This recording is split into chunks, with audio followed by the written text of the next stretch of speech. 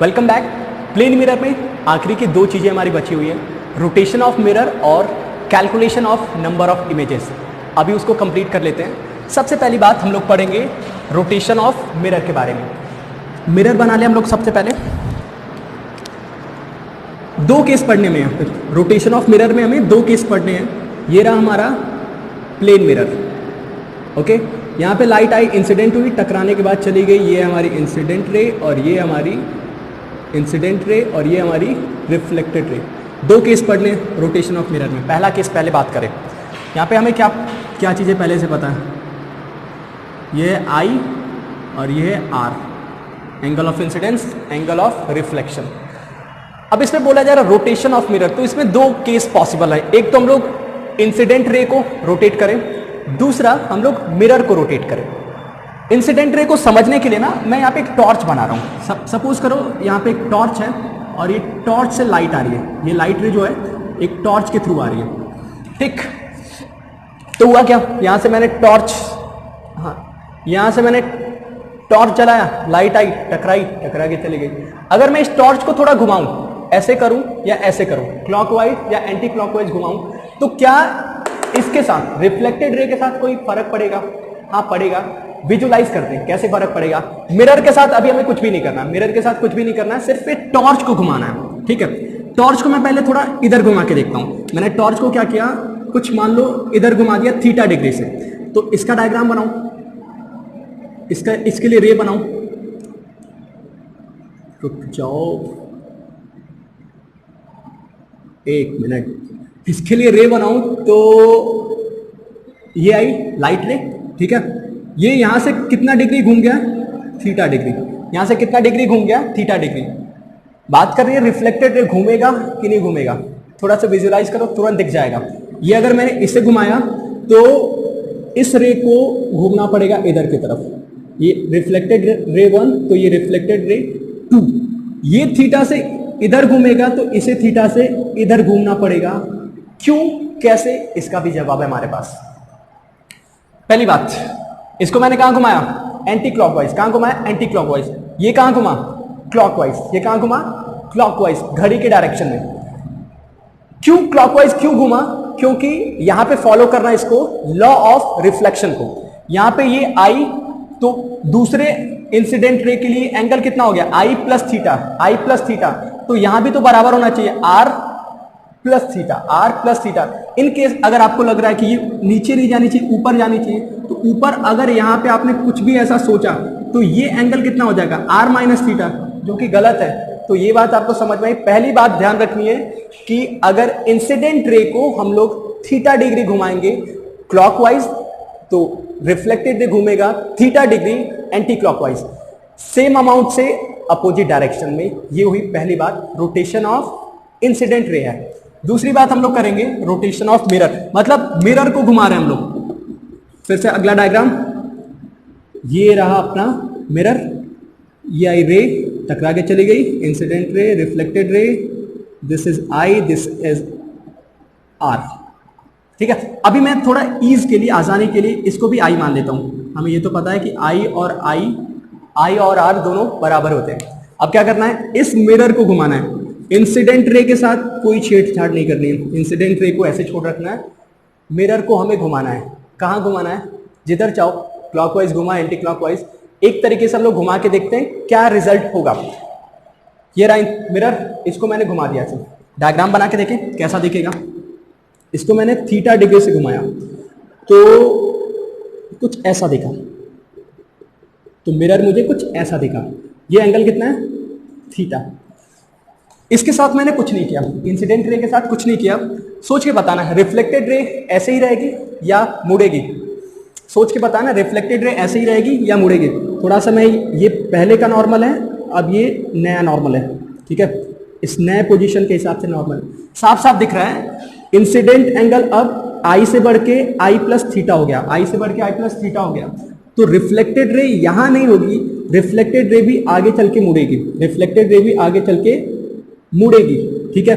कितना मुड़ेगी, कितने डिग्री से मुड़ेगी, ये बात ही हमको काम करना है। इस पे हमें कैलकुलेट करना है कि कितने डिग्री से। इसको नाम दो R1, रिफ्लेक्टेड रे 1, और ये है रिफ्लेक्टेड रे 2। और ये कितना डिग्री घूम गया है, कितना डिग्री घूम गया है, यही मुझे कैलकुलेट करना है, यही मुझे कैलकुलेट करना है। इसका प्रूफ भी है, मैं पहले आंसर बता दूं। अगर इसे मैं थीटा से घुमाऊंगा तो इसे 2 थीटा से घूमना है, इसे 2 थीटा से घूमना है। कैसे घूमेगा, प्रूफ भी है उसका, तुरंत से समझ लेते हैं। देखो सपोज करो पहले यहां से अगर मैं पहले R1 के लिए कैलकुलेट करूं तो मान लो पहले का डेविएशन कुछ Δ1 है, ठीक है, और ये दूसरा R2 है, यहां से डेविएशन कैलकुलेट करूं तो ये कुछ Δ2 है। अब Δ1 माइनस Δ2 करूंगा तो क्या मिलेगा मुझे, ये जो 2 थीटा मैंने डायरेक्ट लिख रखा है यही तो है कि रिफ्लेक्टेड रे कितना बेंड कर रही है। तो मुझे Δ1 माइनस Δ2 कैलकुलेट करना है। Δ1 Δ2 है कितना, देख लेते हैं। देखो एक मिनट देखो, हम लोग Δ1 Δ2 ना कहां से कैलकुलेट करते हैं, लाइट के ओरिजिनल पाथ से, लाइट के ओरिजिनल पाथ, ये लाइट का ओरिजिनल पाथ है, हाँ, यहां से Δ1 यहां से Δ2 कैलकुलेट करेंगे। थोड़ा और सीधा बनाऊं मैं, यहां से Δ1 और यहां से Δ2 हम लोग को कैलकुलेट करना है। बात समझ भाई, Δ1 की वैल्यू कितनी होगी, देखो ये पूरा है 180, ये पूरा है 180, 180 में से ये माइनस करना, 180 में से i प्लस i, तो Δ1 की वैल्यू है हमारी 180 माइनस 2i, 180 माइनस 2i। फिर Δ2 कितना है ये भी देख लें, Δ2 ये, तो यहां से लेके यहां पूरा कितना है 180, उसमें से कुछ कम हुआ, पहले तो 2i कम हो चुका है ऑलरेडी, फिर उसके अलावा ये एंगल कम हुआ, उसके अलावा ये एंगल कम हुआ, ये एंगल कितना है उसको कैलकुलेट करने के लिए देखो क्या कर रहे हैं हम लोग। हमने देखा कि पहले नॉर्मल से, ये पहला नॉर्मल था, जब इंसिडेंट रे का ये एंगल, ये थीटा घुमा तो ये भी थीटा घुमा, ठीक है, इंसिडेंट रे हो गया i प्लस थीटा, तो रिफ्लेक्टेड रे भी कितना होगा i plus theta. It means 2i plus i और theta plus theta, 2i minus 2 theta, और ये मिला है मुझे नेट डेविएशन। इसको सिंप्लीफाई करें, ये कैंसिल हो रहा है, minus minus plus 2 theta is angle rotated by this mirror, angle rotated by reflected ray when mirror is being rotated by theta degree। सब कुछ के बाद हमें ध्यान क्या रखना, दिमाग में बात क्या रखनी है वो सुन लो। पहले केस में अगर इंसिडेंट रे को थीटा से घुमाएंगे तो रिफ्लेक्टेड रे भी थीटा से घूमेगा अपोजिट डायरेक्शन में, पहली बात। दूसरी बात, अगर मिरर को हम लोग थीटा से घुमाएंगे तो रिफ्लेक्टेड रे 2 थीटा से घूमेगा सेम डायरेक्शन में। 2 पॉइंट है रोटेशन ऑफ मिरर में, इस बात को आपको ध्यान रखनी है। एक बहुत अच्छा सा सवाल पूछा जा चुका है आईआईटी में, थोड़ा सा मॉडिफाई करके मैं उस सवाल को दे रहा हूं आपको। अच्छा सवाल है, 2 पार्ट आएंगे, एक पार्ट मैं बताऊंगा और एक पार्ट आप घर से बताओगे, सॉल्व करके कमेंट में मुझे बताओगे। अच्छा सा क्वेश्चन है, रेड नहीं, मैं ब्लैक पेन यूज करूंगा।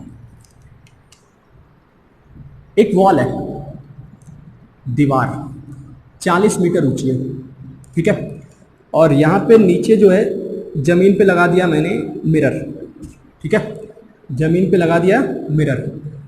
यहां से बोला एक टॉर्च ले लेते हैं, यहां से एक टॉर्च है, टॉर्च जलाया गया तो यहां से लाइट निकली और निकल के फिर यहां पहुंची, यहां से लाइट निकली, थोड़ा और ऊपर भेजना मुझे, 1 मिनट, यहां से लाइट निकली और यहां पहुंची, ठीक है, ये इंसिडेंट हुई और ये रिफ्लेक्ट हुई, टॉर्च,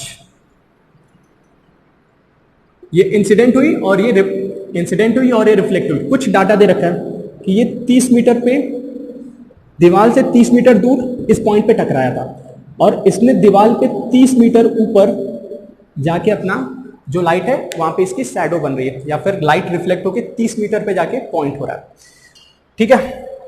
बाकी इतना कुछ दे रखा है, लेकिन क्वेश्चन में दिया गया है कि हमें यहाँ पे रिक्वायरमेंट है कि ये टॉर्च है, टॉर्च की लाइट को यहां से टकराने के बाद दीवार को पार कर जाए, दीवार को जस्ट पार करे, मतलब ये 30 तक जा रहा है तो मुझे इसे उठा करके 40 तक भेजना है, 30 तक जा रहा है तो मुझे उठा करके 40 तक भेजना है। और इसको हम लोग दो तरीके से कर सकते हैं, इस काम को हम लोग दो तरीके से कर सकते हैं। पहला, या तो मैं टॉर्च को रोटेट करूं, ये टॉर्च को रोटेट करूं, तो ये टॉर्च को रोटेट करूंगा ऐसे तो लाइट ऊपर चली जाएगी, पहला। दूसरा, ये जो जमीन पे मिरर लगा हुआ है इसको भी ऊपर नीचे करूंगा तो भी शायद लाइट अपना एंगल चेंज कर दे और दीवार को पार कर जाए। दोनों पार्ट करने, एक पार्ट मैं करूंगा टॉर्च वाला, टॉर्च को मैं घुमाऊंगा और मिरर को आप घुमाओगे, ठीक है।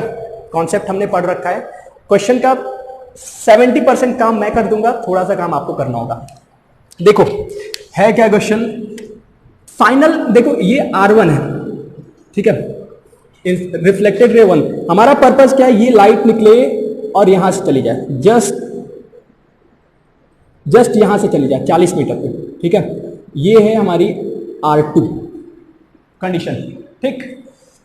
अब देख लो, इसको क्लॉकवाइज घुमाना, एंटी क्लॉकवाइज, थोड़ा सा विजुअलाइज करेंगे तुरंत हमें दिख जाएगा। पार्ट 1 टॉर्च को रोटेट करना है और पार्ट 2 में हमें मिरर को रोटेट करना है। कुछ देखते हैं, समझते हैं। अच्छा, मैं आपसे पूछूं, ये एंगल बता सकते हो कितना है? ये एंगल बता सकते हो? Height 30, base 30, height 30, base 30, tan theta की वैल्यू 1 कितने डिग्री पे? 45। कितने पे? 45 पे। वेरी गुड, एक पार्ट समझ में आया। आप दूसरा वाला एंगल भी बता सकते हो क्या? ये पहले था R1 का, R2 का भी एंगल बता सकते हो क्या? ऊपर वाले का। हाइट कितनी है? 40, बेस कितना है? 30।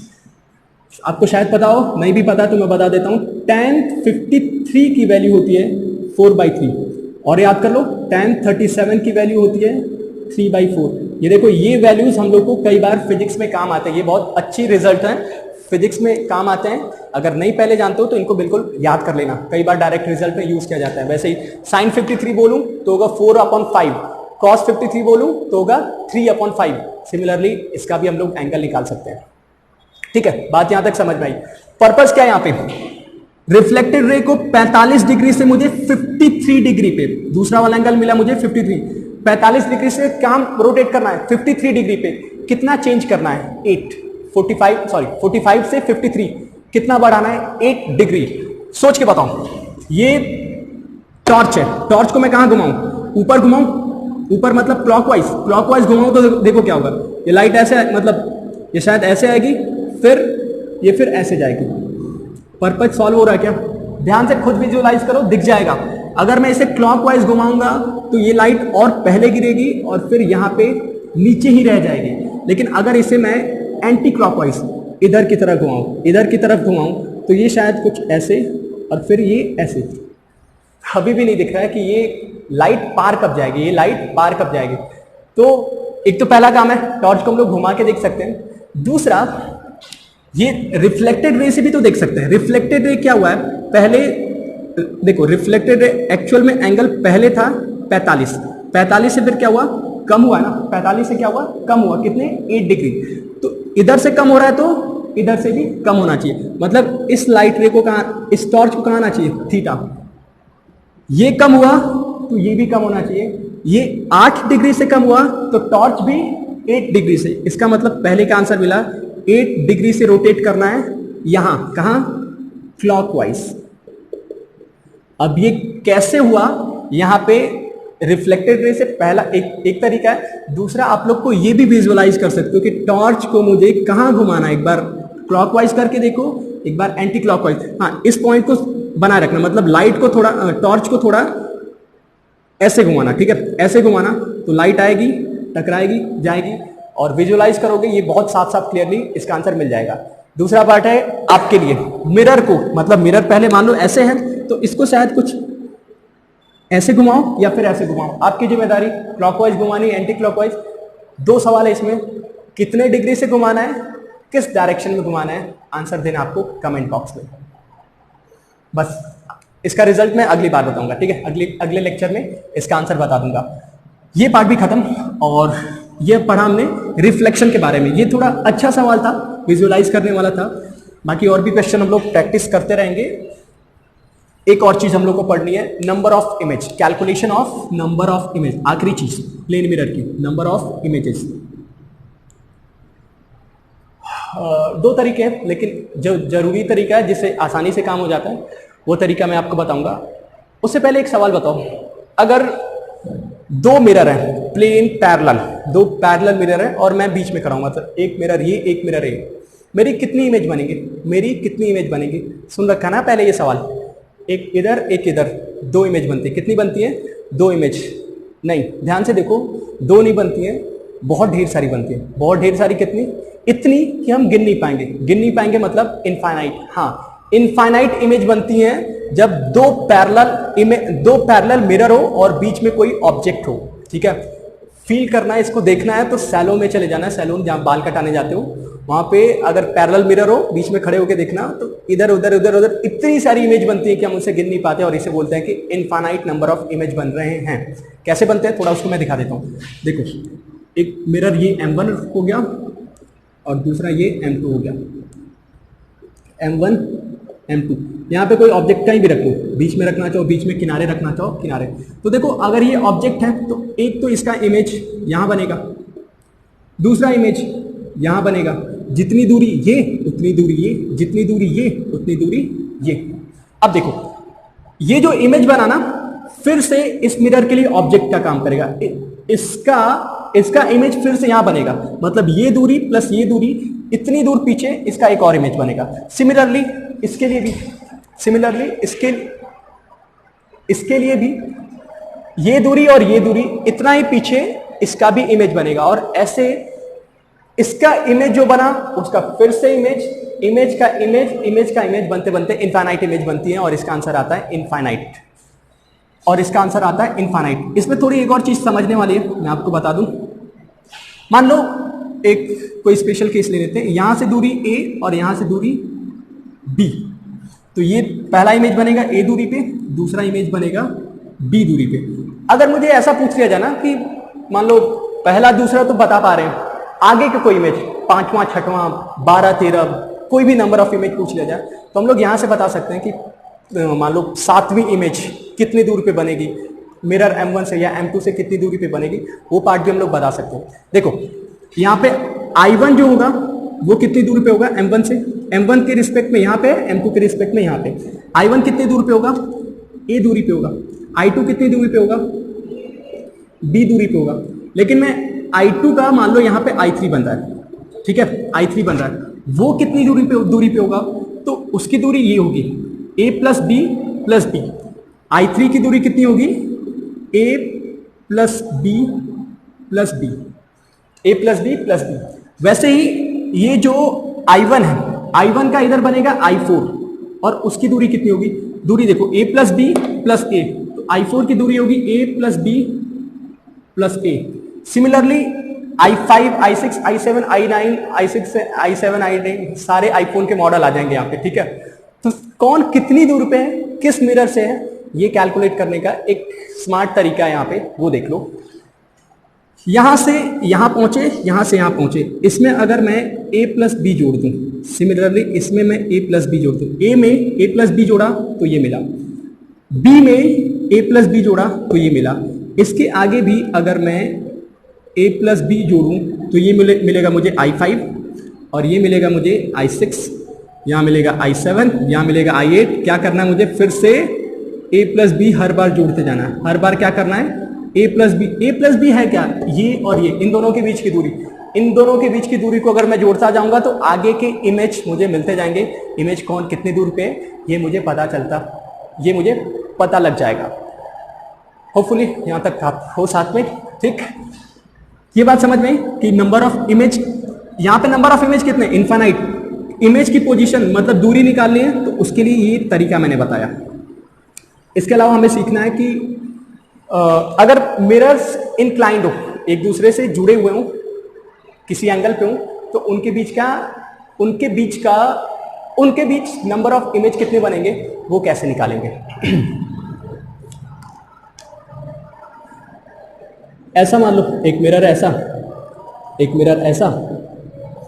M1 M2, कुछ थीटा डिग्री उनके बीच, थीटा कुछ भी हो सकता है, 10 20 30 40 50 60 70 80 90 100 120 360 से कम होगा, ठीक है, कुछ भी हो सकता है। थीटा, तो अगर उनके बीच में एंगल थीटा है तो कितने नंबर ऑफ इमेज बनेंगे। ठीक, इस पार्ट को समझने के लिए वैसे तो दो मेथड होते हैं, एक सर्कुलर कॉन्सेप्ट होता है, बट अभी सर्कुलर कॉन्सेप्ट की जरूरत हम लोग को नहीं पड़ेगी। मतलब सर्कुलर कॉन्सेप्ट आसान भी है, कोई बहुत टफ चीज नहीं है, आप सीख सकते हो, बट उससे आसान दूसरा हमारा जो था फॉर्मूला से। और जिस हिसाब से इस क्वेश्चन पूछा जाता है, हर एक क्वेश्चन को आप लोग फॉर्मूले से कर सकते हो। ठीक है, सर्कुलर में एडिशनल हमको बेनिफिट मिल जाता है, हम लोग पोजीशन बता सकते हैं कौन सा इमेज कितने डिग्री पे, लेकिन बाकी नंबर ऑफ इमेज कैलकुलेट करने के लिए फॉर्मूला वाला मेथड हमारे लिए बेस्ट है। ठीक, थोड़ा सा हिंट दे दूंगा मैं आपको कि सर्कुलर में सोचते कैसे। क्या किया जाता है यहाँ पे, नंबर ऑफ इमेज कैलकुलेट करने के लिए सबसे पहले हम एन कैलकुलेट करते हैं। एन क्या होगा, टोटल एंगल 360 को थीटा से डिवाइड करेंगे, 360 को थीटा से डिवाइड करेंगे। फिर यहां पे कंडीशन आती है, इफ, दो condition, if N is even, even मतलब 2 4 6 8 10, 2 का multiple. Then case 1, case first, if N is even, final image, तो हमें नंबर ऑफ फाइनल इमेज जो होगा कुछ भी सोचना नहीं है, एक कम कर देना, एक कम कर देना। क्या करना है, एक कम कर देना। एक कम क्यों करते हैं, क्योंकि इसका लॉजिक होता है कि जो आखिरी इमेज जो होती है दो कोइंसाइड कर जाती है, दो इमेज जो होती है कोइंसाइड कर जाती है, सेम पोजीशन पे बन जाती है। अभी मैं दिखाऊंगा कैसे कोइंसाइड कर जाती है। हमें ये याद रखना है कि जब भी इवन होगा तो n-1। Case 2, if n is odd, n is odd, odd में भी दो केस आएंगे अगर सिमेट्रिक है, सिमेट्रिक है, और दूसरा अनसिमेट्रिक है। सिमेट्रिक में भी इमेज कोइंसाइड कर जाती हैं, तो यहां पे final image, number of final image की बात करें तो सिमेट्रिक में हो जाएगा n-1 और अनसिमेट्रिक में होगा n। अनसिमेट्रिक में हमें माइनस नहीं करना है, सिमेट्रिक में माइनस करना है और अनसिमेट्रिक में माइनस नहीं करना। जल्दी से देखो इस पे क्या बताया मैंने, नंबर ऑफ इमेज जब भी कैलकुलेट करना होगा हम लोग क्या करेंगे, पहले कैलकुलेट करेंगे n कैसे कैलकुलेट करते हैं, 360 को थीटा से डिवाइड कर देते हैं। अगर थीटा हमारा अगर n हमारा इवन है यानी 2 4 6 ऐसा कुछ मल्टीपल है, तो हमें एक तुरंत माइनस कर देना बिना कुछ सोचे समझे। अगर ऑड आ रहा है तो ऑड में पहले देखेंगे सिमेट्रिक है तो एक फिर से कम कर देंगे, और अनसिमेट्रिक है कोई दिक्कत नहीं, n ही हमारा होगा फाइनल इमेज। एक कम क्यों करते हैं, तो क्योंकि एक जो फाइनल दो इमेज होती है कोइंसाइड कर जाते हैं, दो इमेज एक ही जगह पे बनती है, इसलिए इसको हम लोग बोलते हैं एक कम कर देते हैं। ठीक है, कुछ सवाल दे रहा हूं जल्दी जल्दी उनके, इसको नोट कर लेना है, इसको हटा रहा हूं, बाकी कुछ सवालों के जल्दी जल्दी आंसर हम लोग को देने हैं।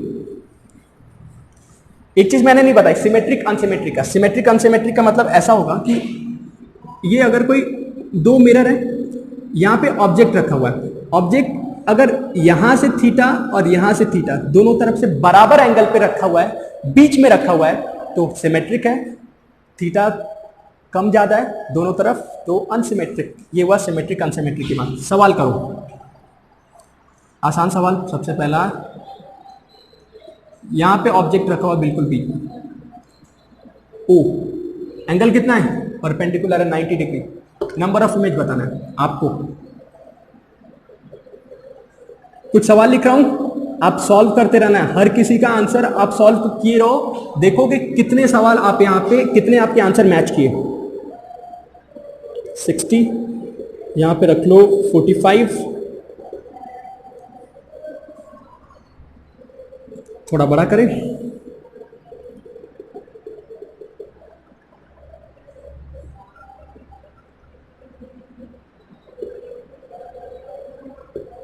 एक और,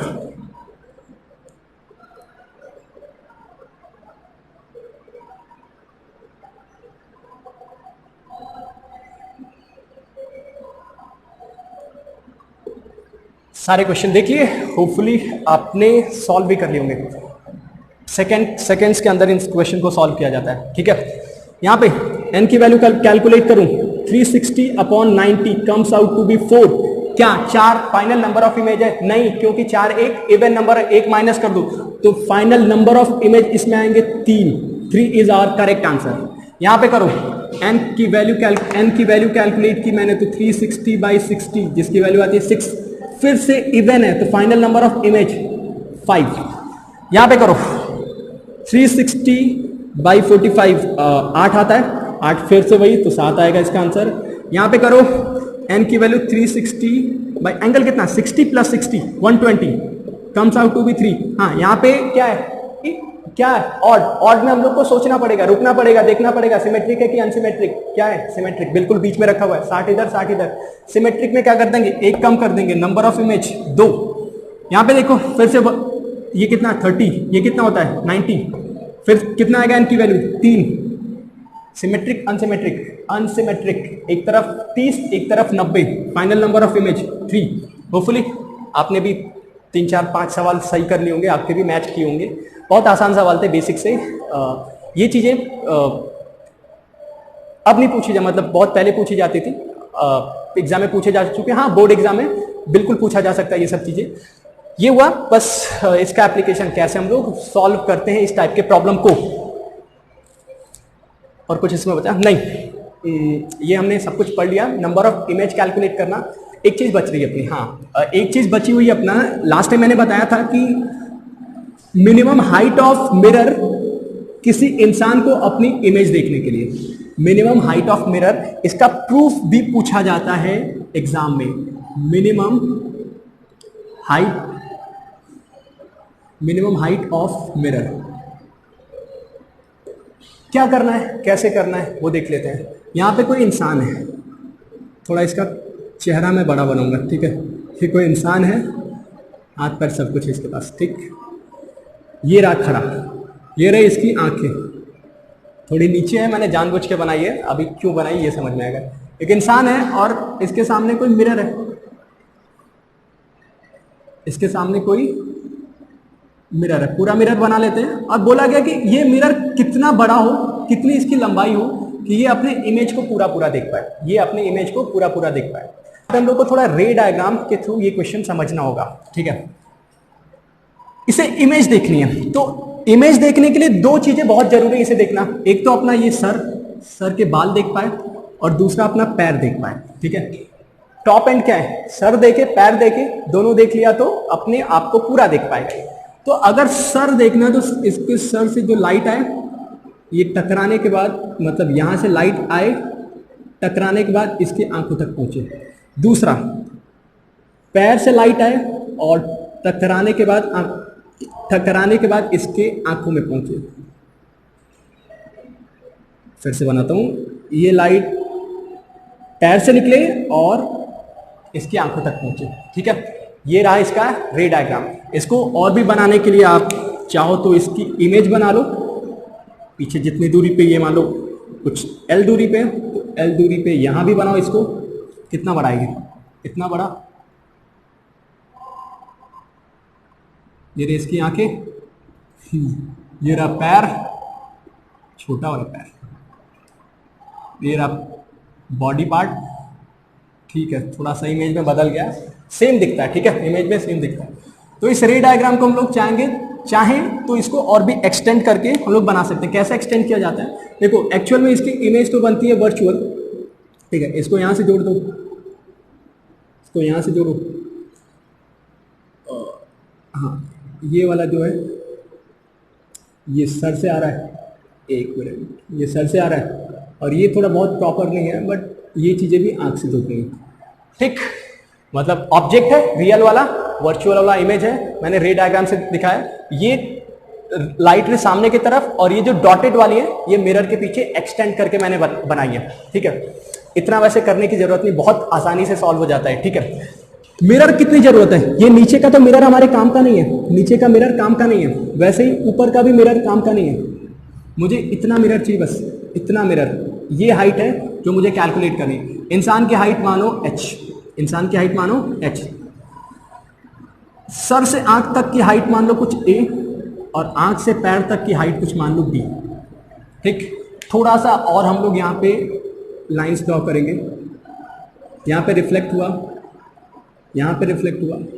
अब देखो ये लाइंस खींचने से बहुत सारी चीजें हमें आसानी से दिखने लगती है, इसलिए मैं ये लाइंस खींच रहा हूँ।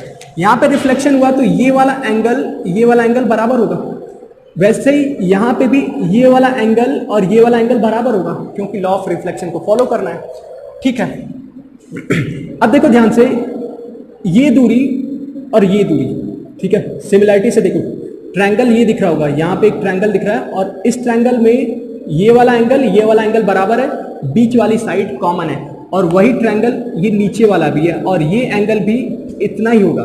कहने का मतलब ये दूरी इसकी आधी है, मतलब ये टोटल यहां से लेके यहां तक a है, तो इसका आधा a/2 है, मतलब ये a/2, तो ये कितना हुआ a/2। ठीक है, दूसरी तरफ अगर यहां से लेके यहां तक b है, तो यहां भी देखो, यहां से लेके यहां तक b है, तो यहां से लेके यहां तक कितना हुआ b/2। कैसे बोला, ये एंगल आधा बाइसेक्ट ऊपर आधा बाइसेक्ट नीचे, ट्रायंगल देख लो, ये एंगल बराबर, ये साइड कॉमन, तो सिमिलर ट्रायंगल से भी कर सकते हैं। और जितनी दूरी ये है उतनी ही दूरी ये भी है, जितनी दूरी ये है उतनी दूरी ये भी, ये b/2 तो ये भी b/2, तो ये दूरी कितनी मिली b/2। मिरर की दूरी मुझे मिल गई, मिरर की लेंथ मुझे मिल गई, कितना है a/2 plus b/2, and this is, ये h क्या था हमारा a प्लस b, तो a/2 प्लस b/2 क्या हुआ h/2। This is length of mirror required for a man to see his complete image in the mirror. ये part नहीं भी बनाओगे तो भी समझ में आएगा, ये पार्ट नहीं भी करें तो भी हमें आंसर मिल जाएगा। बट ये वाला रे डायग्राम, इसमें हमने यूज क्या किया, सिमिलरिटी ऑफ ट्रायंगल यूज किया, थोड़े से रे डायग्राम खींचे हमने, और सिमिलर ट्रायंगल से हमने ये आइडिया लगाया। यहाँ पे law of reflection I angle भी बराबर किया, तो इस लॉजिक से हमने बताया कि इसका आंसर याद रखना, ठीक है, h/2 होता है, याद रखना। एक कुछ एग्जाम में, छोटे मोटे एग्जाम में डायरेक्ट भी ये सवाल पूछा जाता है। होपफुली आप लोग पूरी लेक्चर में मेरे साथ थे, पूरी बातें समझ में आई, कुछ नहीं समझ में आया तो प्लीज़ कमेंट में बता देना, सर ये वाली चीज़ बहुत जल्दी से आपने बता के एकदम हटा दिया था। वो चीज़ हम लोग कवर करेंगे, और भी कुछ इससे रिलेटेड कुछ क्वेश्चन। हाँ, एक और चीज़ बतानी थी आप सभी को, जैसे आप लोग कोई क्वेश्चन सॉल्व करते हो, डाउट्स आते हैं, तो टीचर नहीं मिलता होगा तुरंत कि डाउट्स कहाँ पे पूछे। मेरा नाम आप सबको पता ही है, मैंने पहले बता रखा है। एक इसको भी याद रखो, सार्थक्स.com, ये एक वेबसाइट है, शायद आप लोग पहले इस पे जा चुके होंगे, बहुत ट्रेंडिंग वेबसाइट है ये। सार्थक्स.com क्या मिलता है, इसका पूरा मतलब ये आपको सर्च करना है सार्थक्स.com। यहाँ पे आपके हर एक क्वेश्चन का, फिजिक्स, केमिस्ट्री, मैथ और भी सब्जेक्ट, छोटी क्लास, बड़ी क्लास, किसी भी सब्जेक्ट का प्रॉब्लम हो, आपको वहाँ पे जाके टाइप करना है क्वेश्चन, ठीक है। 1-2 लाइन टाइप करोगे, क्वेश्चन उस टाइप का दिखा देगा सिमिलर, आपको मैक्सिमम क्वेश्चन के आंसर यहाँ पे मिल जाएंगे। सार्थक ई कनेक्ट नाम से ये वेबसाइट है, ठीक है। आप यहाँ पे देख सकते हो, आपके सभी सवालों के जवाब मिल जाएंगे।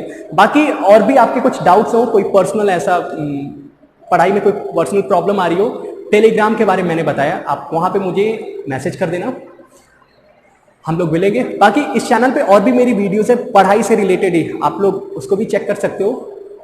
आज के लिए इतना ही, कोई क्वेरी हो, कुछ भी डाउट बचा रह गया हो, प्लीज़ प्लीज़ प्लीज़ मुझे बता देना। फिर मिलेंगे अगले लेक्चर में। यहाँ तक आज तक हमने प्लेन मिरर कंप्लीट कर लिया, अगले लेक्चर में क्या पढ़ेंगे, स्फेरिकल मिरर, और वहाँ पे कुछ डेरिवेशन, फिर कुछ न्यूमेरिकल देखेंगे, आगे बढ़ेंगे।